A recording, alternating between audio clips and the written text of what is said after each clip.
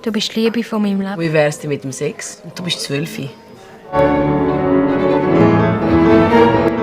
Assalamualaikum, halo teman-teman, apa kabar kalian semua? Semoga baik-baik saja ya. Kali ini kita akan membuat sebuah film yang berjudul Fetus. Film ini mengisahkan tentang seorang anak laki-laki jenius yang bernama Fetus. Dia seorang anak laki-laki yang memiliki pendengaran yang sangat tajam seperti seekor kelelawar dan bisa bermain piano layaknya seorang ahli musik. Bahkan dia juga sangat mencintai ensiklopedia pada usia 5 tahun, tapi orang tuanya sedikit mengekangnya.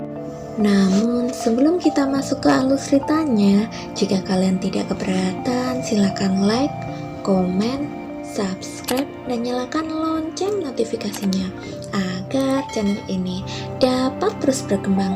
Jika sudah, langsung saja kita masuk ke alur ceritanya. Di awal film, kita diperlihatkan seorang anak berusia 5 tahun bernama Fetus yang hampir mempunyai segalanya dalam hidupnya, mulai dari otak yang brilian serta keluarga yang sangat mencintainya. Tidak jarang, Fetus juga menghabiskan waktu dengan sang kakek. Fetus sangat suka bermain piano dan dia dapat bermain layaknya seperti seorang ahli. Tapi sayangnya, kedua orang tuanya terkadang mengekangnya, terutama sang ibu. Dia juga mempunyai pendengaran yang sangat bagus, serta ketertarikannya sangat besar terhadap kelelawar. Oleh sebab itu, ayahnya membuatkannya alat bantu pendengaran yang dapat mendengarkan sesuatu dari kejauhan. Selain itu, Fetus juga mampu bermain catur dengan baik, layaknya seperti orang dewasa. Karena Fetus tidak terlalu menyukai sekolahnya, akhirnya orang tuanya pun mencarikan babysitter untuknya. Babysitter tersebut adalah seorang gadis remaja bernama Isabel. Ibunya Fetus memperingatkan kalau putranya itu tidak suka diganggu pada saat ia latihan, dan Isabel dapat memahami perkataan tersebut dengan baik.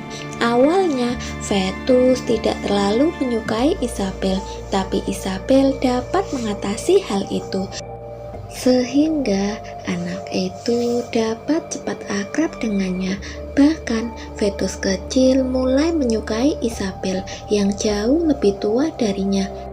Tapi sayangnya, ternyata Isabel ini mempunyai sifat yang cukup buruk. Pada saat ibunya pergi, Isabel membuat rumah berantakan. Bahkan dia juga memberikan alkohol pada Fetus. Tidak cuma sampai di situ saja, gadis remaja itu juga menyentuh barang-barang milik ibunya yang membuat ibu Fetus menjadi marah dan memecatnya. Pada suatu hari, sebuah pesta sedang berlangsung. Ibunya meminta Fetus untuk memainkan piano kepada para tamu undangan. Dengan sedikit malu, akhirnya Fetus pun melakukan hal tersebut. Semua orang yang berada di sana mengakui bakatnya. Sejak saat itu, ibunya Fetus pun mencarikan guru piano terbaik untuk putranya tersebut. Awalnya Fetus sempat belajar piano di tempat lain, tapi ia menganggap bakat yang dimiliki Fetus tidak bertambah. Fetus juga suka menghabiskan waktu bersama kakeknya. Terkadang ia membantu kakeknya dalam banyak hal, sedangkan kakeknya tersebut juga terobsesi dengan pesawat dan benda terbang. Di hari itu, Fetus membantu kakeknya membuat sebuah sayap kelelawar, dan setelah sayap tersebut selesai dibuat, Fetus segera memainkannya di lapangan. Beberapa waktu kemudian, akhirnya ibunya Fetus yang tadinya bekerja pun memutuskan untuk berhenti dan menjadi ibu rumah tangga untuk merawat Fetus saja. Walaupun hal itu cukup berat, namun apa yang ia lakukan demi kebaikan putranya. Pada saat yang sama, ketika pulang dari rumah sang kakek, Vitus segera mencari keberadaan Isabel. Tapi sejak saat itu, Isabel tidak pernah datang lagi. Mengetahui Isabel yang tidak akan datang lagi, Vitus pun marah dan tidak mengizinkan ibunya masuk ke dalam rumah mereka. Vitus yang masih marah segera memainkan piano dengan nada yang asal, yang menandakan ia masih sangat kesal pada mereka. Waktu pun terus berlalu. Kini Vitus tumbuh menjadi remaja berusia 12 tahun yang masih menyukai piano seperti biasanya. Berbeda dengan anak seusianya, kini Vitus belajar di perguruan tinggi dan menjadi mahasiswa termuda. Ia dapat dengan mudah mengungguli teman-teman sekelasnya, tapi pada saat yang sama ia juga merusak semua mata kuliah yang ia pelajari. Jetzt nimmst du die Sache und gehst raus. Karena itu, orang tuanya pun harus dipanggil untuk menyelesaikan masalah tersebut. Pada suatu hari, Vitus berjalan-jalan bersama kakaknya dan sang kakek bertanya pada Vitus, ia ingin menjadi apa? Dari banyaknya pilihan yang ditawarkan kakeknya, tidak ada satupun yang menarik perhatiannya. Tak lama kemudian, Vitus menjawab kalau ia hanya ingin menjadi normal seperti orang kebanyakan. Di waktu yang berbeda, ibunya membawa Vitus kepada seorang wanita yang merupakan guru pianis profesional dan akan menjadi gurunya. Sama seperti sebelumnya, Vitus sama sekali terlihat tidak tertarik dengan apa yang dikatakan wanita tersebut. Setelah pulang dari sana, ibunya pun memarahi putranya tersebut karena tidak semua orang bisa seberuntung dirinya. Sikap ibunya ini membuat Vitus semakin tertekan. Pada saat yang sama, Vitus kembali teringat dengan sayap kelelawar yang dibuat kakeknya beberapa tahun, seolah-olah impiannya berada pada sayap tersebut. Akhirnya, pada malam harinya, Vitus kembali mengambil sayap tersebut dan mencoba terjun dari jendela kamarnya. Di luar dugaan, Vitus malah terjatuh dan tidak bisa bangkit lagi. Ibunya yang mendengar sesuatu akhirnya segera mencari putranya. Tak lama kemudian, ia menemukan Vitus yang tergeletak di tanah dan segera ia dan suaminya membawa putranya itu ke rumah sakit. Karena lukanya yang tidak terlalu parah, sang dokter pun mengatakan kalau ia akan baik-baik saja dan akan pulih dalam beberapa hari ke depan. Mengetahui cucunya yang sedang sakit, sang kakek juga menjenguk Vitus. Setelah Vitus sembuh, ibunya meminta Vitus untuk mempelajari banyak buku, tapi Vitus terlihat sangat jenuh dengan buku-buku tersebut. Tak lama kemudian, ibunya meminta Vitus menjalani tes IQ, akan tetapi hasilnya sangat tidak sesuai dengan apa yang diharapkan. Ternyata hasilnya sama dengan anak-anak seusianya. Spesialis mengatakan kalau hasil tesnya hanya 120 saja, sedangkan pada tes sebelumnya Vitus mendapatkan 180. Akibat perubahan yang sangat signifikan ini, spesialis tersebut mengatakan kalau ibunya harus memberinya waktu dan dia akan membuat progres dalam dirinya sendiri. Mendengar hal itu, ibunya Vitus pun memasukkannya ke dalam sekolah biasa, sama seperti pada umumnya. Di sekolah ini, Vitus mulai bergaul dengan teman sebayanya, bahkan ia juga mulai mendapatkan seorang teman. Tapi tidak jarang ibunya masih memarahinya karena apa yang ia lakukan tidak sesuai ekspektasi. Hal ini membuat Vitus menjadi kesepian. Tapi sama seperti biasanya, sang kakek mencoba menghibur cucunya itu. Ternyata selama ini Vetus telah membodohi banyak orang. Ia pura-pura tidak menjadi jenius lagi.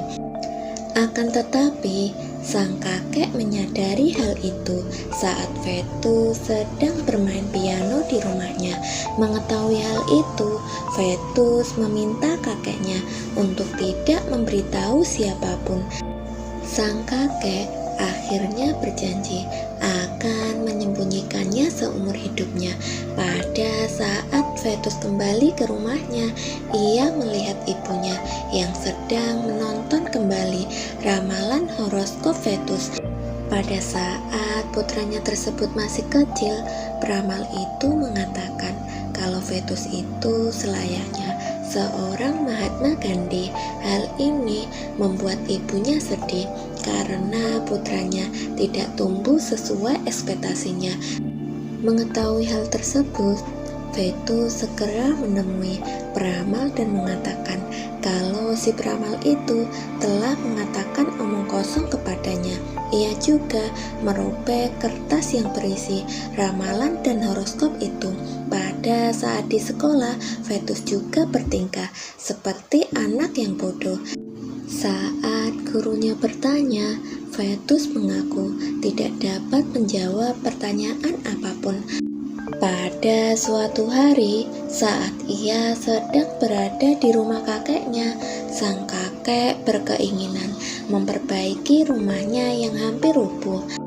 Namun, sang kakek tidak punya uang dan ingin meminjam ke bank. Mengetahui hal itu, Vetus pun mempelajari pasar saham untuk mendapatkan keuntungan yang melimpah, sehingga sang kakek tidak perlu meminjam uang lagi. Setelah cukup mampu, ia pun meminta sang kakek untuk menandatangani sesuatu. Setelah itu, ia kembali melakukan investasi dan investasi itu berhasil ia lakukan. Sang kakek pun merasa senang dengan kemampuan yang dimiliki cucunya tersebut. Dari hasil investasi tersebut, selain merenovasi rumah, sang kakek juga membawanya membeli simulator pesawat terbang yang diberi nama PCX. Pada suatu hari, saat Vetus membeli beberapa CD, ia kembali bertemu dengan Isabel. Sekarang Isabel bekerja di toko CD tersebut. Sama seperti dulu, perasaan Vetus hingga saat ini ternyata belum berubah dan tetap menyukainya. Setelah dari sana, Vetus menemui kakeknya, tapi sayangnya ia tidak menemui sang kakek di dalam rumah. Akhirnya, ia pun ke gudang dan melihat sebuah tabung yang sangat besar. Ternyata, tabung itu adalah sebuah alat simulasi pesawat terbang. Sehingga seolah orang yang berada di sana seperti mengendalikan pesawat sungguhan. Keesokan harinya, Vetus berencana bertemu kembali dengan Isabel. Ia menunggu Isabel di depan toko sepanjang hari, tapi ternyata Isabel ini telah mempunyai pacar. Tentu saja, Vetus tidak berhenti sampai di situ saja. Keesokan harinya, Vetus kembali ke toko tersebut dan mendengar kalau si pacar Isabel ini telah menduakannya. Disinilah Vetus memanfaatkan keadaan ini. Tapi karena ia tidak punya uang, Vetus mencuri uang kakeknya dengan cara menghack akun bank dan mengambil uang itu. Kakeknya yang menyadari hal ini segera menanyakan pada Vetus, tapi Vetus hanya menjawab kalau hal itu bisa saja terjadi. Setelah itu, pada malam harinya, Vetus mengundang Isabel ke restoran mewah. Tak lama kemudian, ia memberikan cincin berlian pada wanita yang jauh lebih lebih tua darinya. Disinilah Vetus mengungkapkan perasaannya kalau sejak dulu ia sangat menyukai wanita tersebut. Baginya usia bukanlah masalah, tapi Isabel mempunyai sudut pandang yang berbeda. Ia pun menolak Vetus pada saat itu juga. Ternyata di malam itu rumah kakek Vetus mengalami kebocoran. Sang kakek pun berusaha sekeras mungkin untuk memperbaiki rumahnya yang tadinya belum sempat diperbaiki tersebut. Akan tetapi tanpa diduga ia malah terjatuh dan harus dilarikan ke rumah sakit. Pada saat itu orang tuanya segera menelpon Vetus. Dengan sigap ia segera datang ke rumah sakit dan menemui kakeknya. Melihat Vetus sedikit khawatir, sang kakek mencoba menenangkannya. Di sini sang kakek mencoba menceritakan apa yang ia sembunyikan selama ini. Saat itu, sang kakek mencoba mengingatkan Vetus mengenai gerbang geser yang ada di pintu bandara. Setelah 300 jam menjalani simulator, ia pun merasa bosan dan ingin mencoba pesawat sungguhan. Ia pun mengambil kunci peralatan dan alat pemotong dan ia pergi ke bandara pagi-pagi dan merusak pagar tersebut. Kemudian ia memotong rantai dan perlahan gerbang terbuka. Ia menyalakan mesin pesawat tersebut, tapi sayangnya pesawat itu tidak dapat terbang. Jadi ia mengatakan kalau Vetus hanya perlu menjaga rem pada kecepatan penuh hingga rem tersebut mencapai kecepatan penuh pada mesin. Kemudian sang kakek menjelaskan banyak hal bagaimana cara menerbangkan pesawat itu. Setelah itu sang kakek juga mengatakan kalau Vetus harus mencapai semua impiannya. Mengetahui umurnya yang tidak lama lagi, sang kakek juga menulis surat terakhir pada mereka dan mengatakan ia sangat mencintai mereka semua. Setelah itu, pikiran Vetus mulai terbuka. Ia ingin mulai menggapai semua impiannya. Ia pun mulai belajar piano dengan giat. Setelah cukup lama belajar dan meninggalkan rumahnya, dia pergi ke bandara. Ia juga melakukan hal yang sama seperti yang diajarkan oleh kakeknya. Pada saat Vetus pergi, ia meninggalkan surat yang ditulis oleh kakeknya tersebut.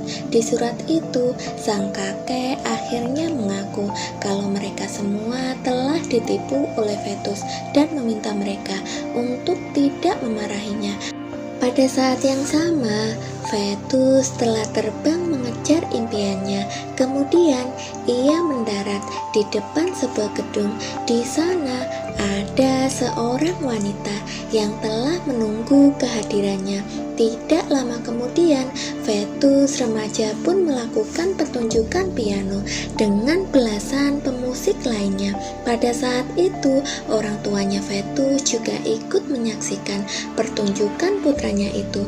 Di sana ada banyak orang yang kagum dengan kemampuan Vetus. Bahkan kedua orang tuanya juga menangis terharu melihat putranya tersebut, dan film pun akhirnya selesai.